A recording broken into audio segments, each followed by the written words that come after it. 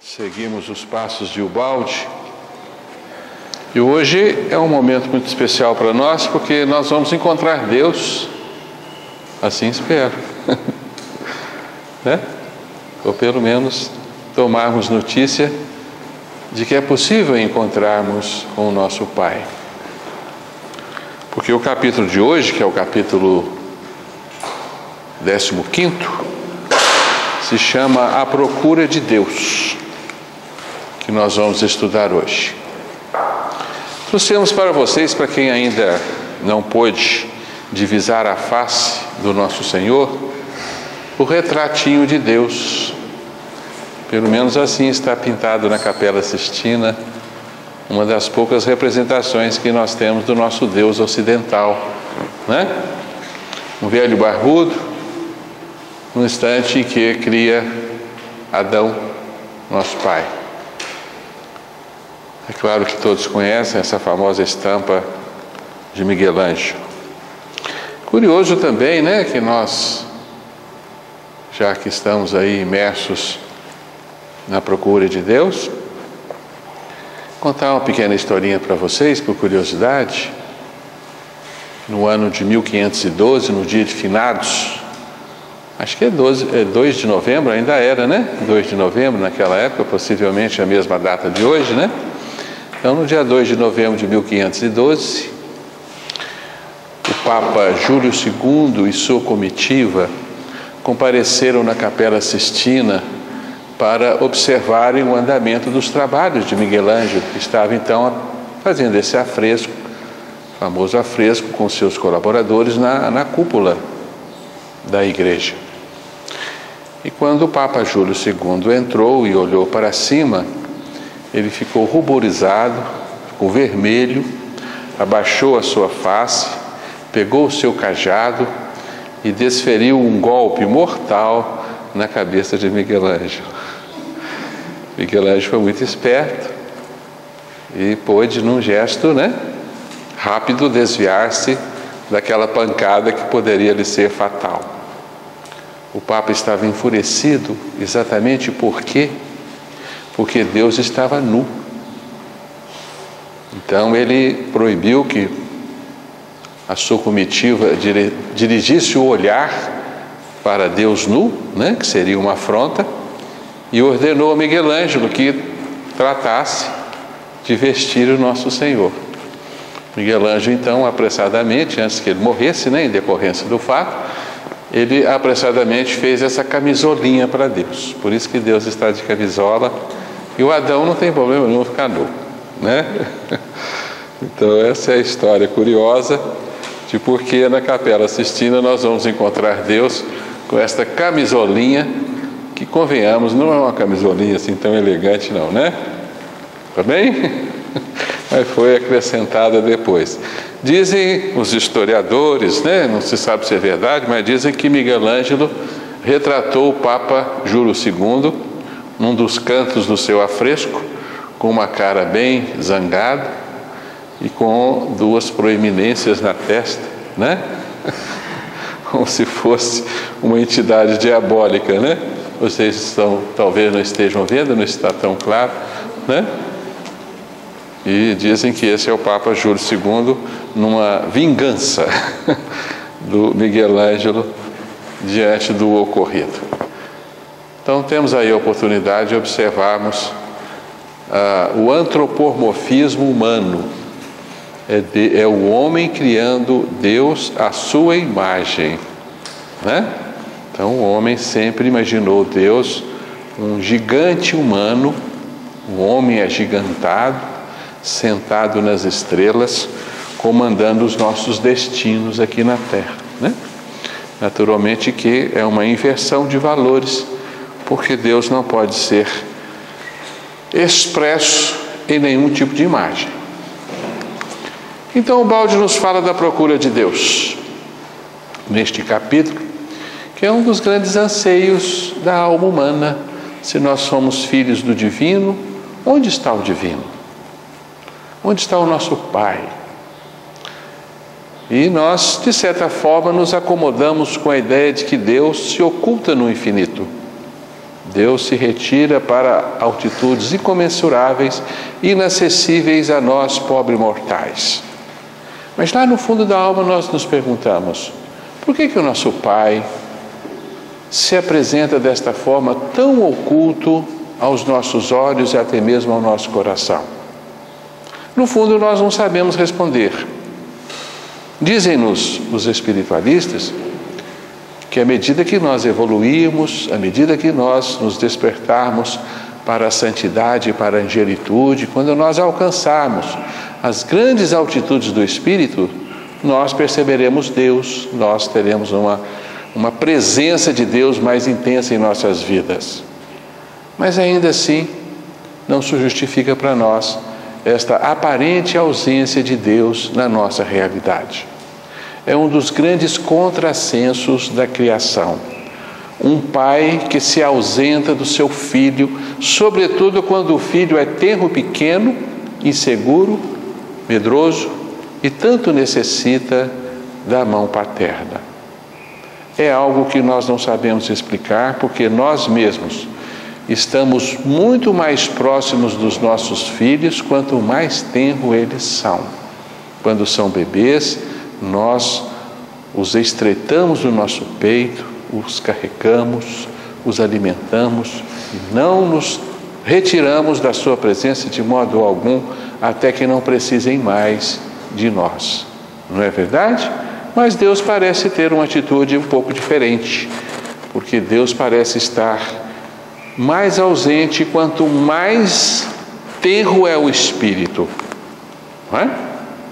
Quando nós vestíamos com formações animais, ou mesmo dormíamos na pedra bruta, no mineral, não tínhamos a mínima consciência da divindade, que começa a despertar em nós no reino humano, não é?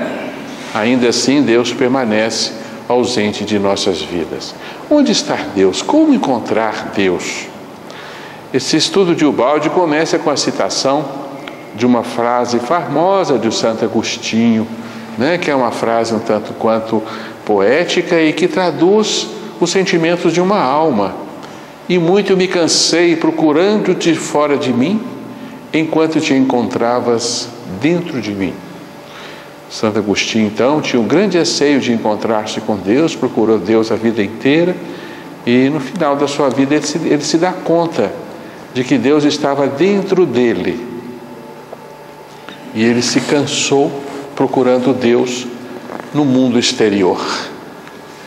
Então, com Deus do universo, nós vamos entender por que Deus aparentemente se ausenta das nossas vidas e vamos entender também onde encontrar Deus, como encontrá-lo. Porque nós estamos, de uma certa forma, um pouco falta-nos a sensibilidade, Quando nós falamos do nosso Pai, quando falamos em Deus, nós não temos uma sensação de paternidade muito nítida dentro de nós. Então nós como que não nos importamos de Deus estar ausente, Existem outras figuras que traduzem para nós esta presença paterna, O nosso pai físico, As entidades espirituais que nos assistem, de certa forma elas dão um jeito de satisfazer em nós essa nossa ausência de Deus. Mas se nós tivermos a sensibilidade suficiente para percebermos, nós vamos entender que um dos grandes sofrimentos que acompanha o homem na sua jornada é a sensação de ausência de Deus. Nós não temos muita clareza isso para nós, mas isso é uma das maiores motivações para as nossas desditas aqui na Terra, onde nós nos sentimos desolados, abandonados, Nos sentimos órfãos, não é verdade?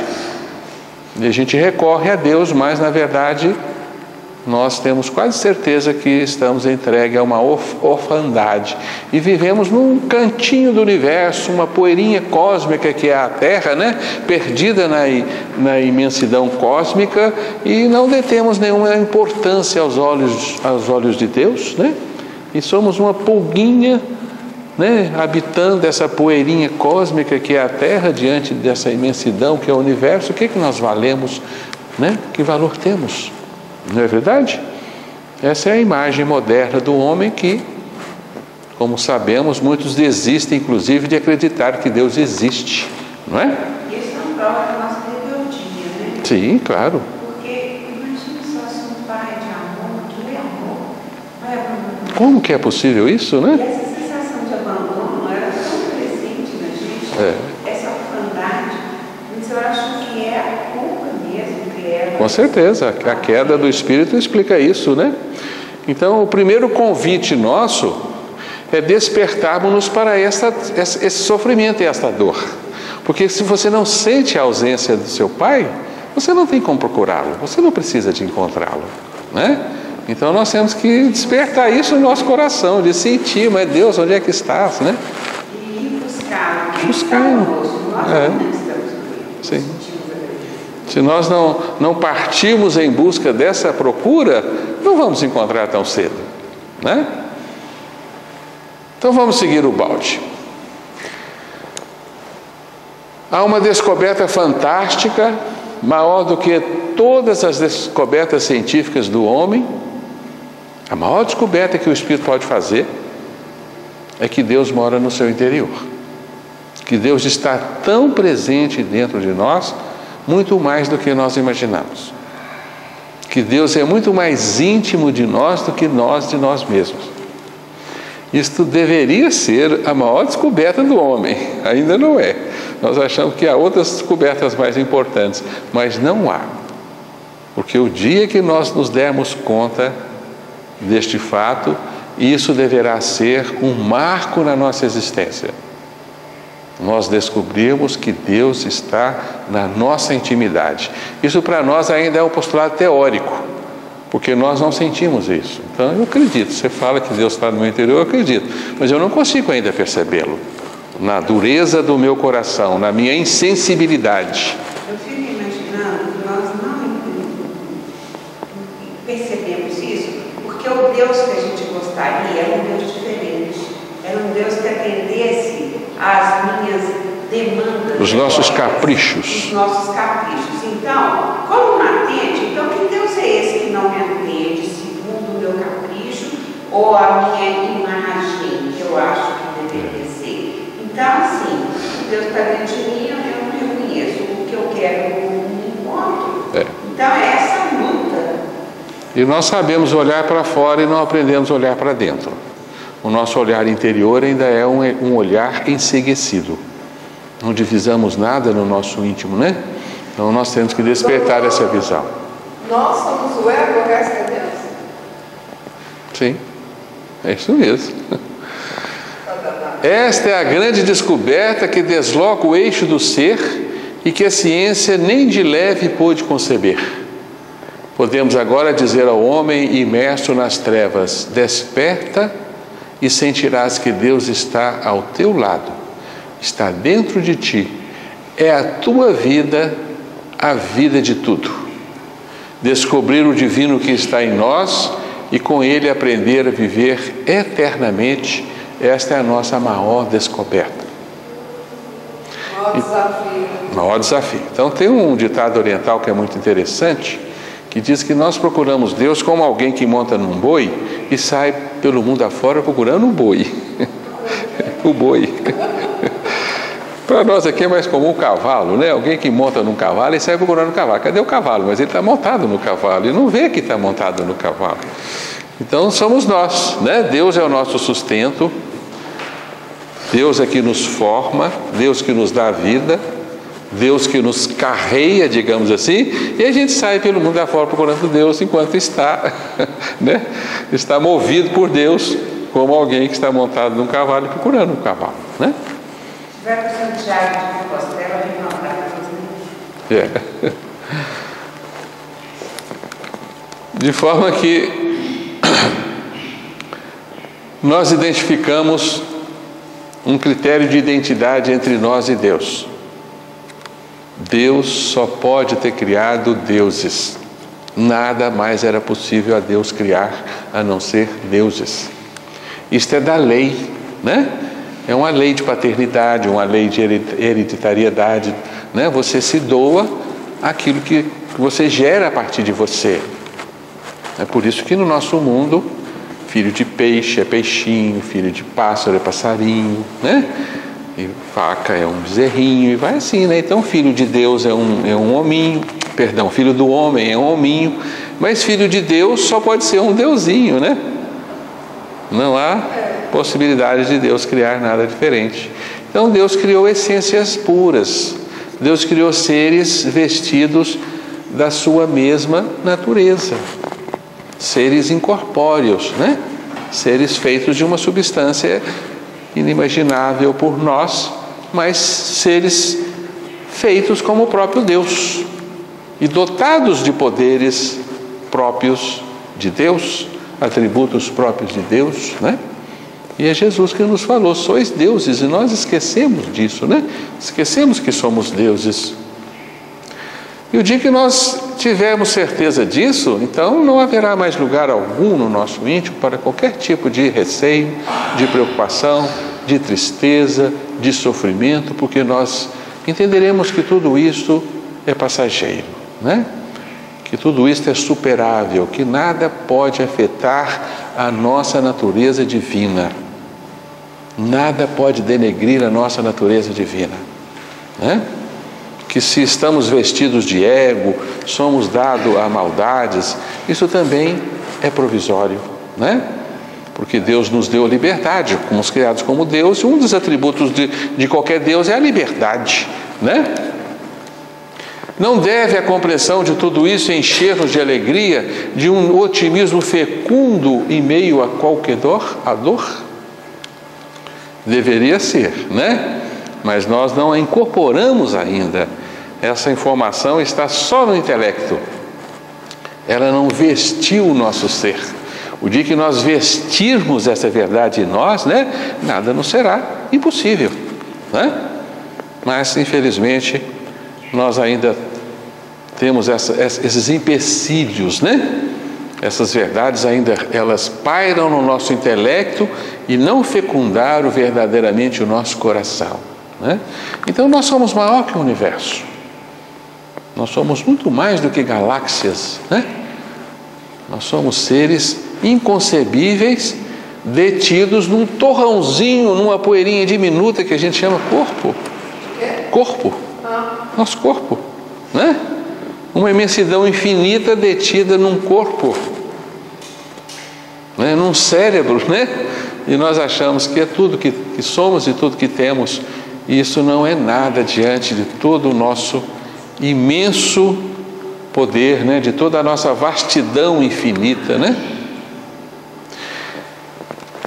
É grave e de transcendental importância a conclusão deste capítulo, especialmente para quem está em condições de senti-lo inteiramente, porque a atingiu por si mesmo através da própria maturação e visão. Constitui uma descoberta revolucionária chegar a saber que, na profundidade do próprio eu, se possui o divino, e que Deus, que o animal ignora e o ignorante nega, está tão junto de nós. É deveras emocionante saber-se eterno cidadão do universo. O Balde tinha essa percepção, né? E quem tem essa percepção se torna um gigante diante da nossa humanidade, né? Quem conseguiu vislumbrar essas verdades, ele vai muito além dos seus próprios limites. Então fica aí esse anúncio para nós, né? Para nós incorporarmos essa verdade não só na nossa razão, mas também no nosso mundo emocional, lá no fundo do nosso espírito. Nós devemos todo dia fazer uma meditação profunda, procurando este Deus em nós, porque isso há de despertar forças poderosas no nosso íntimo. O dia que acreditarmos nisso, como disse Jesus, né? Direis a essas montanhas, movam-se daqui para ali, e elas se moverão, e nada nos será impossível, como Jesus nos prometeu, né? Então nós temos esse Deus interior que nós sabemos que existe, mas ainda não tivemos como percebê-lo, né? Talvez a gente tenha que silenciar a nossa alma para as percepções externas e voltarmos para as percepções internas, né? Mas há muitas sugestões neste mundo que sempre nos evocam o divino. No anoitecer, num céu límpido, estrelado, faiscante de diamantes, né? Que são as estrelas, a gente costuma ter uma percepção de Deus nessa grandeza do universo, né? Ou um simples pôr de sol, né? Que nós trouxemos para vocês, muitas vezes na quietude de um dia que começa a adormecer, né? E nessas cores pinceladas no horizonte, essas cores em fogo, muitas vezes a gente, né, se deparando com essas paisagens, a gente fica um pouco sem respirar, né? Sentindo um certo sufoco na alma, e uma espécie de nostalgia costuma despertar lá no fundo do coração, e você sente assim, né, uma sensação de que há algo além, né? Uma sensação de saudade de não sabe o que, né? Que você não consegue traduzir em palavras, essa emoção que às vezes te impede até de respirar. Esta é uma percepção de Deus em nós, né? Quando você se emociona com gestos amorosos, né? Você se emociona diante de atitudes de reconhecimento, de bondade do ser humano, em homenagens, talvez até em paradas militares, que tem gente que se sensibilizam também com paradas militares, um hino nacional, né? Alguém que vence, ganha uma medalha numa Olimpíada, você sente aquela emoção de grandeza, aquela sensação que você não tem nome para ela. Isso são resquícios de percepção do divino em nós, né? Oi? Exato, quando você lembra da sua infância, né? E percebe que você era tão feliz, né? Você tem uma nostalgia daqueles dias glamourosos em que você vivia, né? Uma plenitude do ser, né? Na forma infantil. Isso também é uma percepção do divino em você. E você se percebe mais do que você é, né? Então, isso que está escrito ali, vocês não estão vendo, né? Os céus declaram a glória de Deus. Então a gente tem percepções do divino em diversos rabiscos da natureza. Essa percepção que temos de Deus é chamada imanência divina. E mais uns capítulos adiante a gente vai estudar com o balde a transcendência e a imanência divina, né? É como se Deus tivesse se dividido em duas potências, uma potência que transcende a nós e uma potência que está em nós, né? Que é o Deus transcendente, é o Deus que está lá no céu, e o Deus imanente, é o Deus que está comigo, né? Este Deus representa em nós as nossas forças reconstituidoras, as nossas forças salvadoras, as forças que sempre nos sustentam, que nos soerguem depois de cada derrocada, de cada morte, de cada doença, né? Que você se reconstrói de novo, você se levanta sempre. Essas forças são as forças imanentes, são as forças salvadoras, é o divino em nós, né? E mediante essa imanência divina que é inexorável, porque Deus jamais abandonou a criatura é filha dela, a criatura é parte dela, né? Então cada filho de Deus é um ser querido, é um ser dileto, é como se fosse um filho único, é um unigênito do Pai. Cada ser, embora Deus tenha infinitos filhos, cada filho para Deus é um filho dileto, é um filho especial, é um filho unigênito, né? Porque Deus está tão presente a ele quanto está presente a todos os outros. A gente não entende muito bem como é que pode ser isso, mas tem que ser assim, né? Porque senão Deus seria injusto, ele se daria mais a um do que o outro, amaria mais a um do que o outro, estaria mais perto de um do que de outro. Isso não é possível, né? Há um ser que é um puro amor, que é o nosso Pai. Então a beata Ângela de Foligno ouviu Cristo dizer-lhe: eu sou mais íntimo de tua alma do que ela de ti mesma, né? Então fica essa certeza para nós, que Deus está muito mais perto de nós do que nós mesmos estamos perto de nós, né? Isso é verdade mesmo, né? E segue o balde. Há, contudo, um denominador comum, ainda que muitíssimo remoto, entre Deus, Pai, Cristo e o homem, é a natureza divina. Toda a criação é de natureza divina, então toda a criação se irmana, né? São todos iguais. Não é verdade? No nosso universo não existem alienígenas, seres exóticos, né? Habitantes de outros mundos, de outras galáxias, que não dizem respeito a nada a nós, não. Há uma unidade no universo, porque todos são filhos de Deus e todos têm a mesma natureza. Somente que no ser humano, esta íntima substância se aprofundou tanto na inconsciência após a queda, que o ser dela nada mais sabe e não consegue imaginar Deus, seu Pai e amoroso amigo, senão antropomorficamente. Tal feroz Senhor, qual ele seria se porventura viesse a tornar-se Deus. Então, em decorrência da queda, é que nós vamos entender por que nós nos afastamos tanto de Deus, ou pelo menos na aparência, né? Por que aparentemente nós nos distanciamos tanto do nosso Pai? Então não é o Deus que está ausente do nosso mundo, é nós que estamos ausentes do mundo divino. Deus não nos abandonou em absoluto, né? Nós é que nos tornamos cegos, nós nos vestimos de matéria e a matéria é incompatível com a divindade, né? A matéria é uma construção exótica que não se coaduna com a natureza divina, porque a natureza divina é de espírito puro, né?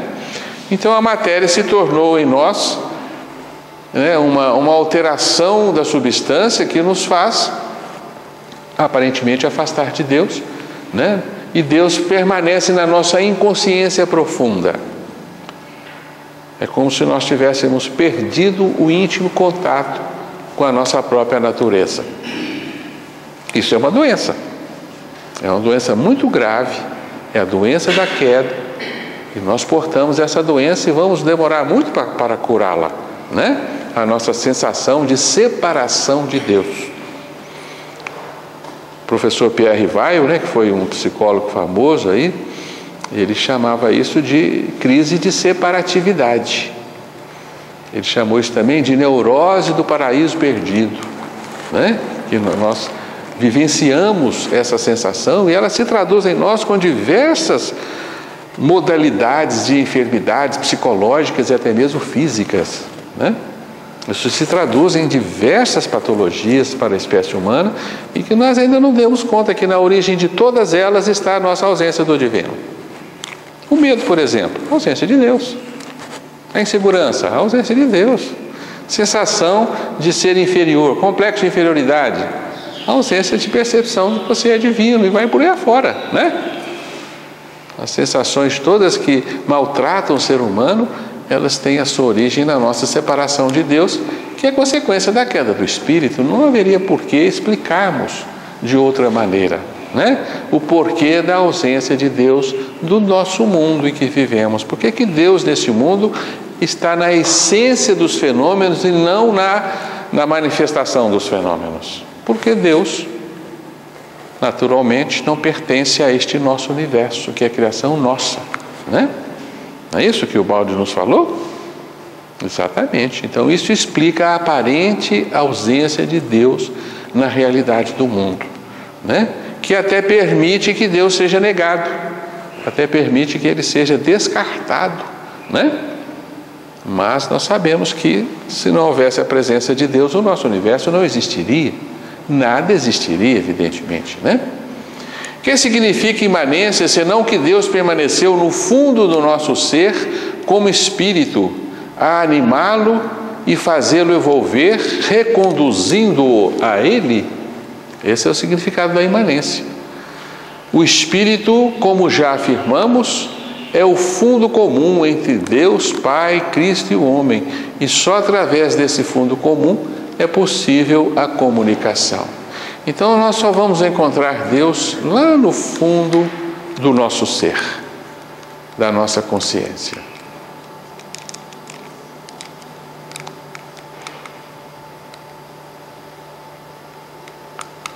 Passamos, né? Por isso, o homem construiu Deus à sua imagem e semelhança. E ao longo da nossa história toda, nós vamos encontrar a imagem de um Deus guerreiro, um Deus impositivo, um Deus dado a vinganças, né? Um Deus que combate outros deuses. São imagens completamente incoerentes de Deus, né? Um Deus que ele se veste de armas, é um Deus de guerras, né? Vamos encontrar essa imagem na Idade Média, nas cruzadas, né? Ao longo de toda a história humana, esta é a imagem de um Deus que nós criamos para nós mesmos, né? Um Deus capaz de se impor, capaz de destruir, né? E aí nós entendemos por que esta imagem de Deus está tão oculta dentro de nós. Por que a nossa divindade está aparentemente inacessível a nós? Porque se ela fosse acessível, o que faríamos com este poder? Senão destruir o outro, destruir o mundo, impor caos, desordem, sofrimento em torno de nós. Então é natural que Deus tenha se escondido, né? Que todo esse poder fantástico que fomos dotados ao criar não esteja acessível a nós, porque nós estamos imbuídos de intenções inconvenientes a um Deus, né? Então a gente corta as asas, não é assim que se diz? Né? Não dê asas, como é que é o ditado que eu esqueci? Como é que é?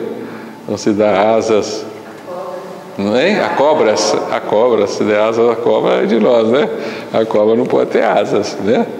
Então o homem não pode ter as asas da divindade, porque ele ainda é uma peste, né? Uma besta que não sabe o que faz com um poder destes, né?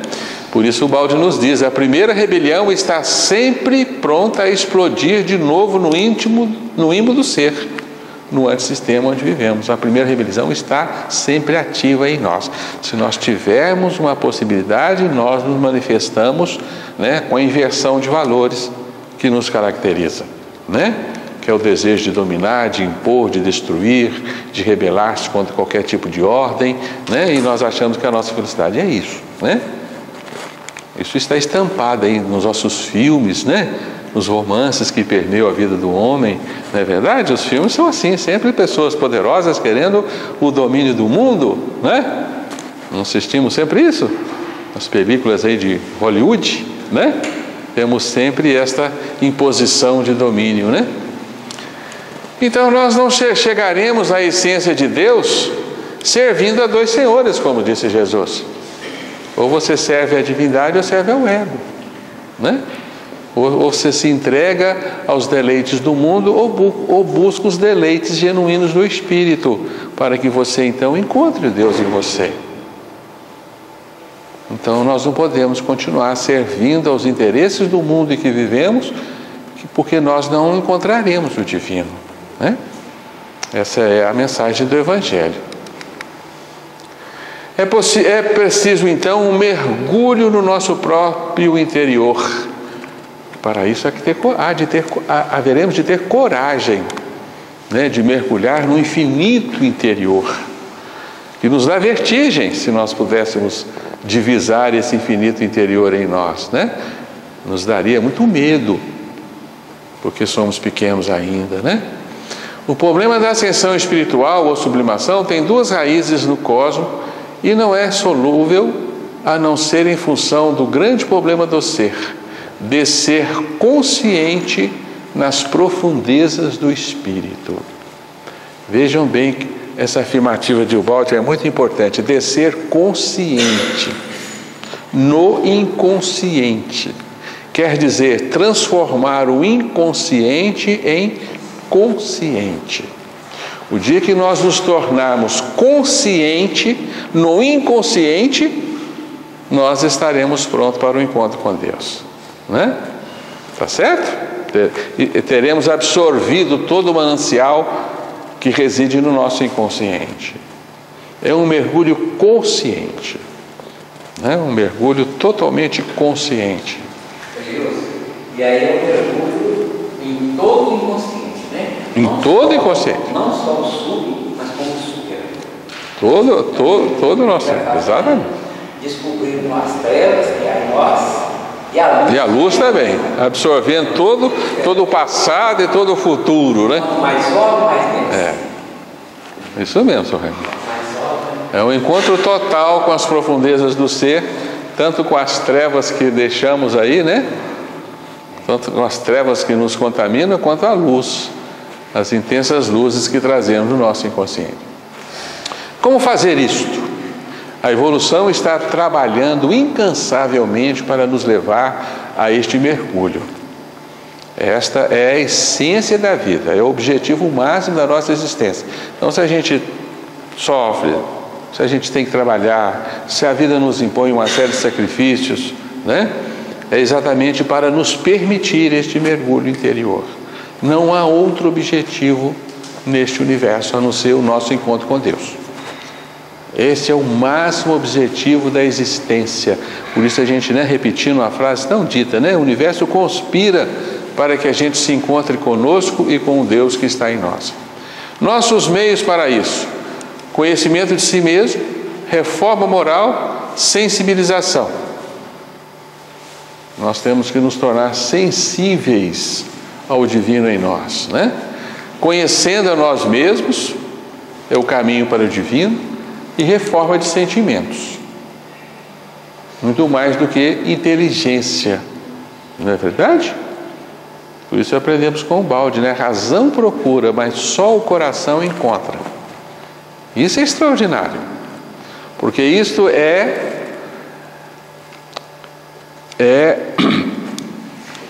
uma necessidade que nos satisfaz uma questão importante para nós. Só o amor encontra Deus. Se não fosse assim, seria terrível para todos nós. Se a inteligência pudesse se encontrar com Deus, seria terrível para nós.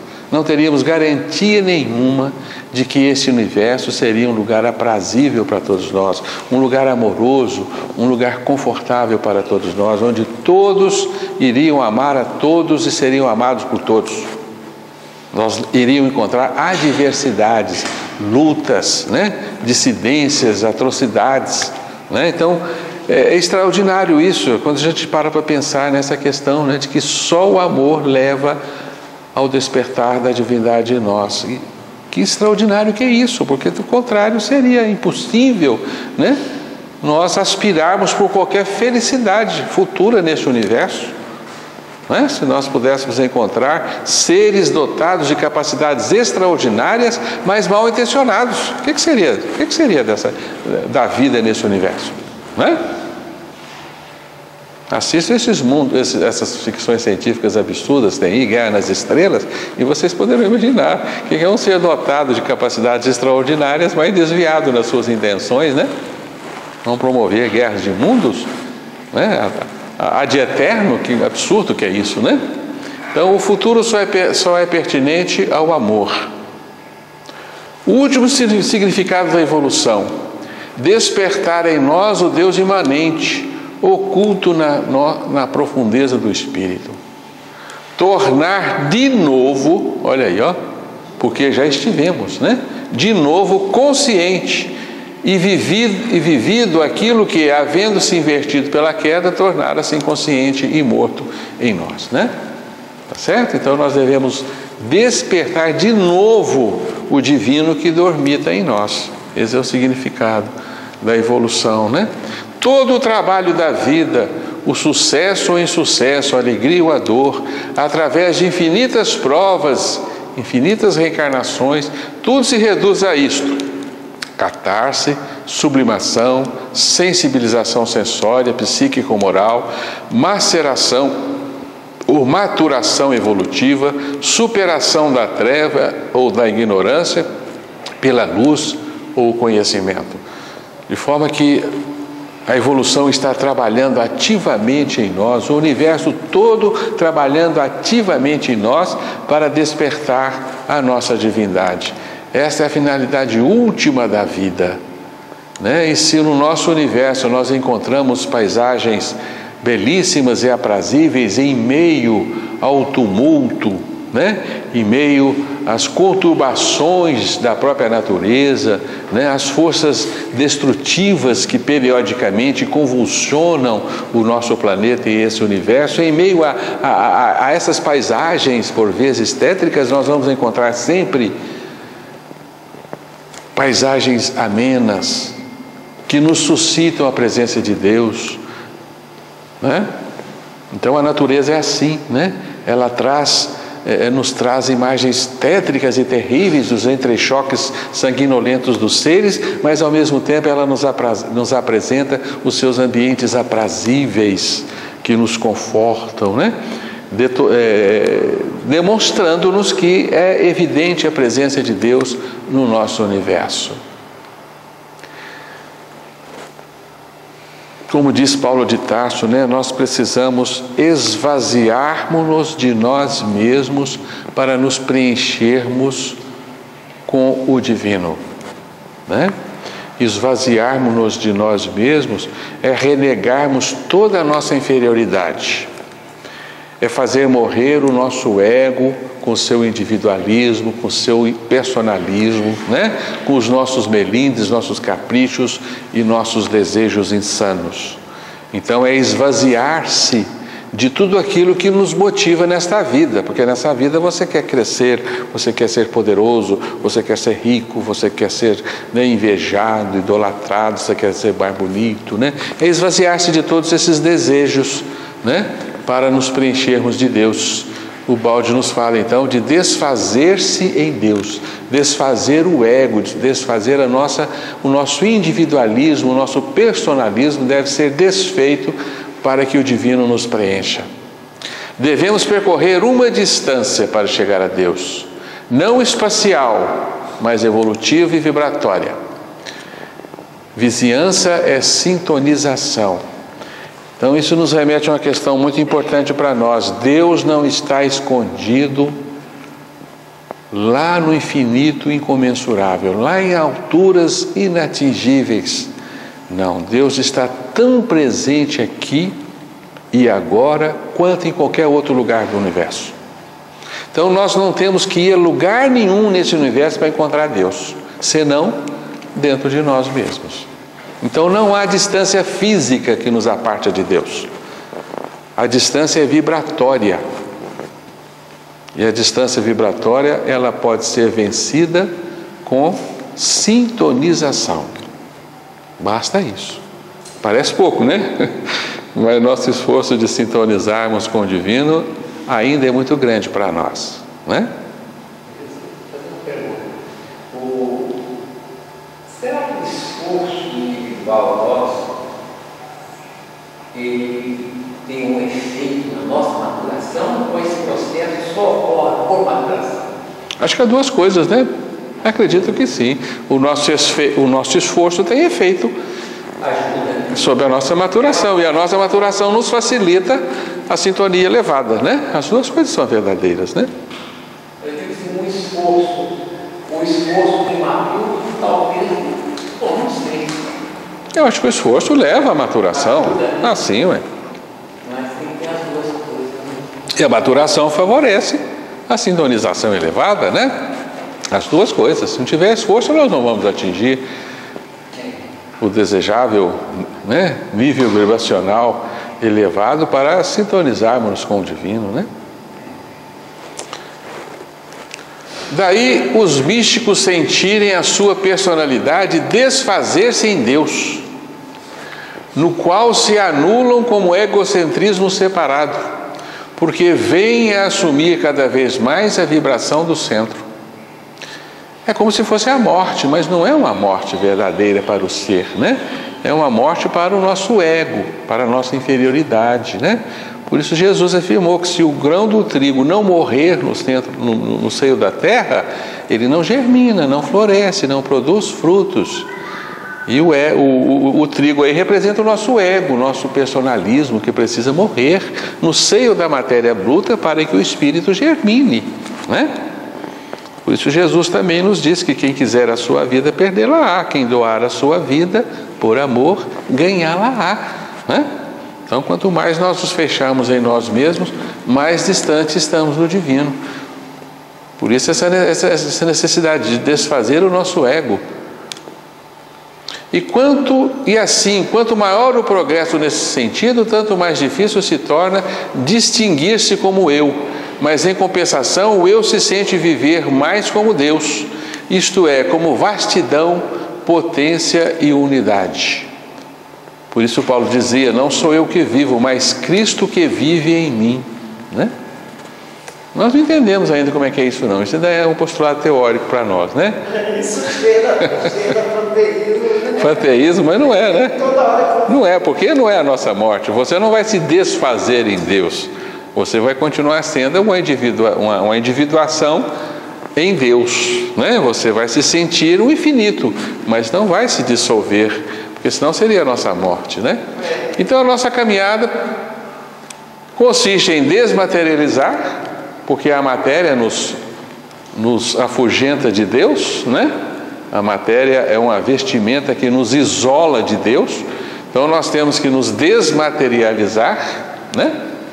Por isso que no Evangelho segundo o Espiritismo tem uma mensagem do Espírito Lázaro alertando que é preciso, né, resgatar o homem da matéria para alçá-lo ao divino. Então nós temos que ser resgatados da matéria. Devemos cultivar hábitos espirituais, é o meio, e desprendermos-nos dos bens irrisórios da matéria. Voltamos aí à alegoria do Evangelho, não servir a dois senhores, né? Simplificar ao máximo a nossa vida, criar para nós necessidades cada vez menores, né? E interesses cada vez mais rumo ao espírito e não aos bens do mundo, às alegrias do mundo. Nós devemos experimentar uma expansão, porque nós somos seres que vivemos uma contração decorrente da nossa queda. A queda foi uma intenção imprópria de uma expansão indesejável, né? Muitos deuses menores pretenderam ser deuses maiores, houve uma intenção de expansão. E essa intenção, ela reverberou-se numa contração.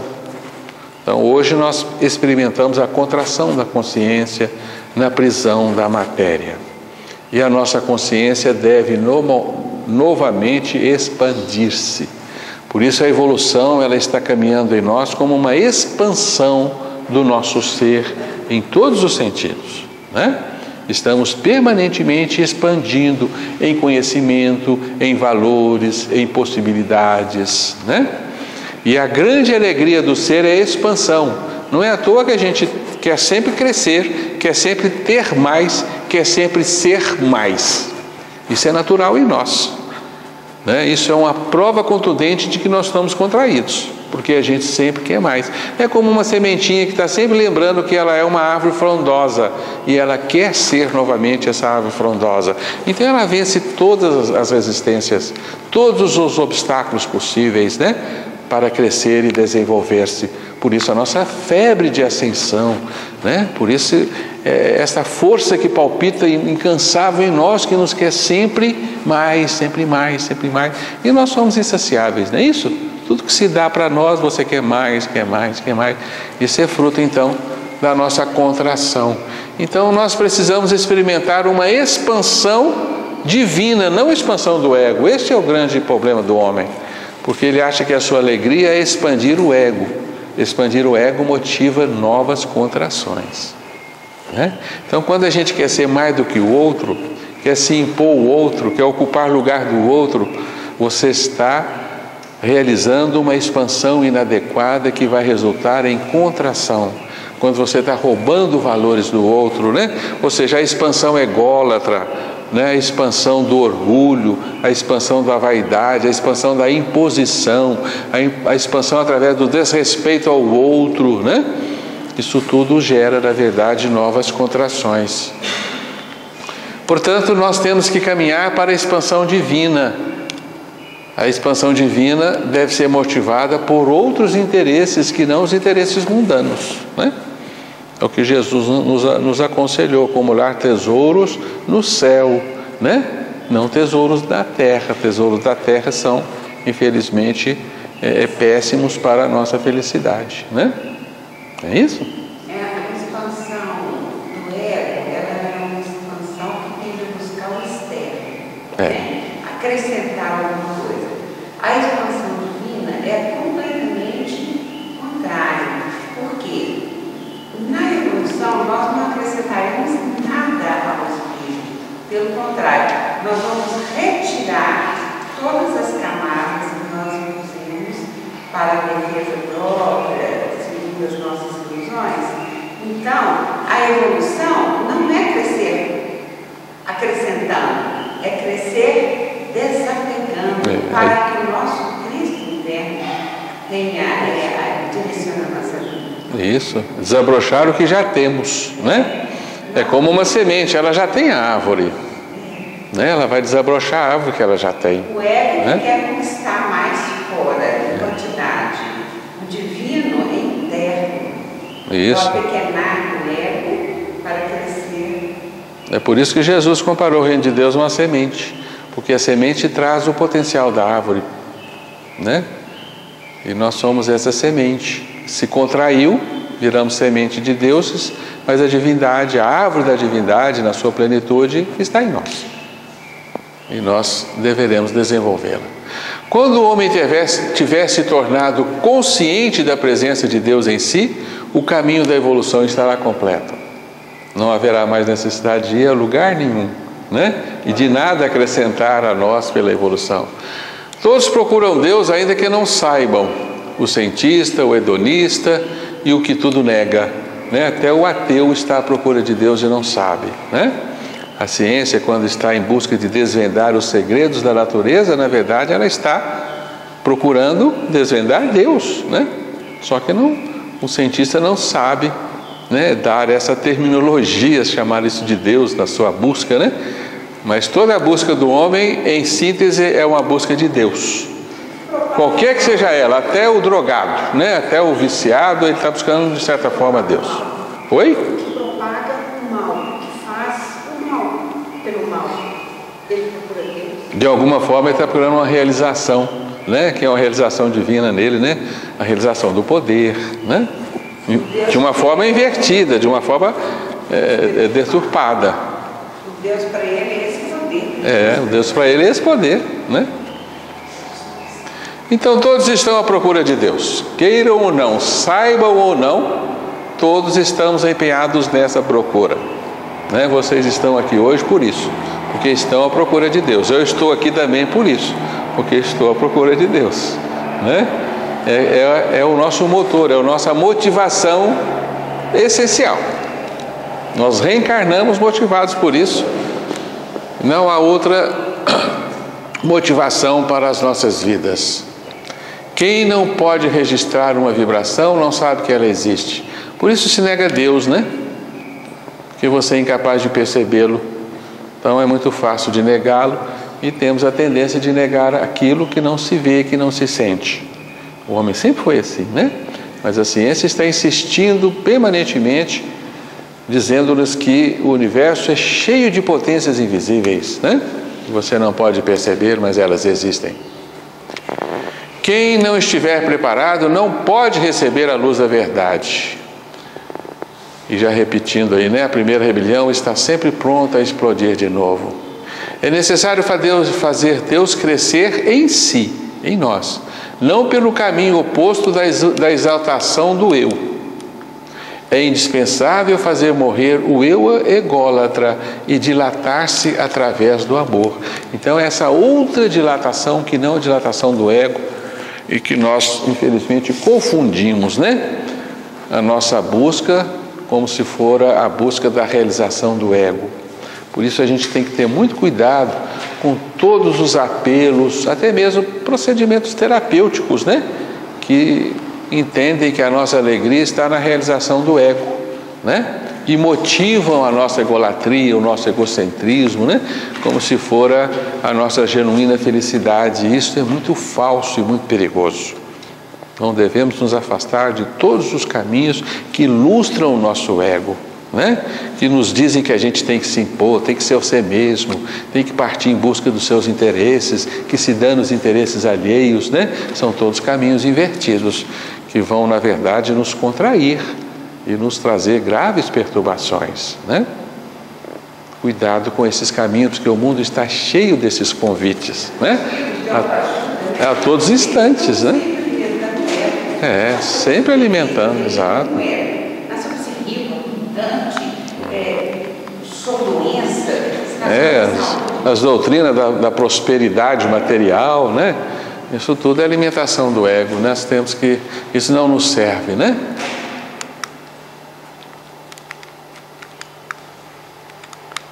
Acho que já acabamos, né? Não, está faltando um, né? O nosso fim é este. É a fusão com o divino. Este é o fim último da nossa evolução. É o que Jesus nos anunciou ao dizer-nos que Ele veio ao mundo para nos fazer um com o Pai, como Ele é um com o Pai, né? Vim para que sejais um com o Pai, como eu sou um com o Pai. Nós nos tornamos tão perfeitamente unidos à divindade. Este é o fim último. E o balde nos diz, né? Ao atingirmos a imanência, a percepção do Deus em nós, né? O homem terá alcançado Deus no aspecto transcendente. O imperfeito torna-se-á... Desculpe, né? O imperfeito torna-se perfeito e poderá fundir-se nele. O uno tornar-se-á reconstituído e a cisão do dualismo estará sanada, né? Então este é o fim último da nossa evolução, é a nossa unção divina, a nossa união perfeita com o divino. Por isso Jesus nos pediu, né? Sejam perfeitos como perfeito é o nosso Pai, né? Então nós vamos nos fundir à perfeição. Isso está prometido por Jesus, é uma promessa do Evangelho, e nós não temos por que não acreditarmos nisso, né? Nós atingiremos a perfeição absoluta, porque nos converteremos em deuses também, e nada haverá que acrescentar a nós, né? Então nós estamos aí desmentindo um preceito que existe aí em muitas doutrinas espiritualistas, né? Até mesmo do espiritismo, que nós estamos fadados à perfeição relativa, jamais à absoluta, o que não nos parece ser verdade mais, né? Estamos mais para o lado do Cristo, que nos falou que nós vamos nos fundir na perfeição. A gente tem que ficar calado, não pode falar, senão Gera polêmica? Porque se a gente atingir a perfeição relativa, estaremos fadados à evolução eterna, né? Jamais nos encontraremos com o divino, né? Não é possível isso. Mas eu tenho uma dúvida quanto essa união original. E a gente vai lembrar de tudo que a gente passou por trás? Lembre-se. Eu não sei o Cola. Um processo, volta está ajudando, passa de novo e vive de novo. Não, vai acabar. Nós vamos ter lembrança do que vivemos nessa multidão de anos e milhões de séculos que vivemos aqui. Com certeza a gente não vai esquecer isso. O Espírito nada esquece. Mas não vai acabar, não vou voltar não, né? Vai chegar um ponto que o nosso universo não existirá mais. Enquanto ele existir, até a gente pode estar disposto a ficar por aqui para ajudar, né? Quem ainda está estacionado na retaguarda, né? Mas vai acabar, um dia acaba. Eu penso assim, doutor. Estão ajudando de cá. Oi? A princípio, a turma que ficou de lá está ajudando de cá. Sim. Então, um processo assim. Sim, mas um dia vai acabar. A turma ficou lá em Deus. O grande alento que o balde nos trouxe é que isso vai acabar, que isso não é uma evolução eterna e não é uma criação eterna. Deus não está eternamente criando espíritos e remetendo aos mundos físicos como nós acreditávamos anteriormente, né? Oi? Quando retornar, como se tivesse acontecido. Nós vamos chegar lá no mesmo instante que partimos, assim se diz, né? É como se tivesse acontecido, né? Vai ser um sonho, um pesadelo que você viveu, nada mais que isso, né? Não, e pode ser também como, por exemplo, um Paulo, por exemplo, que errou perseguindo. Hoje ele não tem essa culpa mais, hoje ele não é mais, né? Ele não se sente nada. Claro, mas é assim, a karma, aquilo lá, ele... nós vamos queimar o karma, vamos zerar. Zero, isso. Vamos zerar, vamos chegar zeradinho lá, né? Então esses são os passos que o balde nos dá, né? Descer consciente nas profundezas do nosso espírito. A descida consciente. E ela é dolorosa por ser consciente, né? Sensibilização, espiritualização. Nós não vamos a Deus se não nos irmanarmos uns aos outros, né? Por isso é preciso unirmos-nos para nos unirmos a Deus. Se a gente chegar sozinho no céu, Deus vai perguntar: cadê seu amigo, sua amiga, sua esposa, seu esposo, seus filhos? Volta lá, vai buscá-los, né? Nós vamos em grupos. Vamos nos grupos que nos é possível, né? Só assim nós vamos a Deus, se nós unirmos-nos. Por isso a palavra de ordem na evolução hoje é unificarmos-nos, né? Bater na porta do vizinho, oferecer pão de queijo para o vizinho, né? E estender laços de união, de simpatia, né? Esse é o nosso trabalho, porque nós vamos nos unindo-nos entre nós e assim vamos nos despertando para a grande unificação. Tornar-se de novo consciente e vivo naquilo que, havendo se invertido pela queda, fizera-se inconsciente e morto, né? Que já repetimos essa frase, né? Ao tornarmos Deus consciente em nosso ímã, a evolução estará completa, né?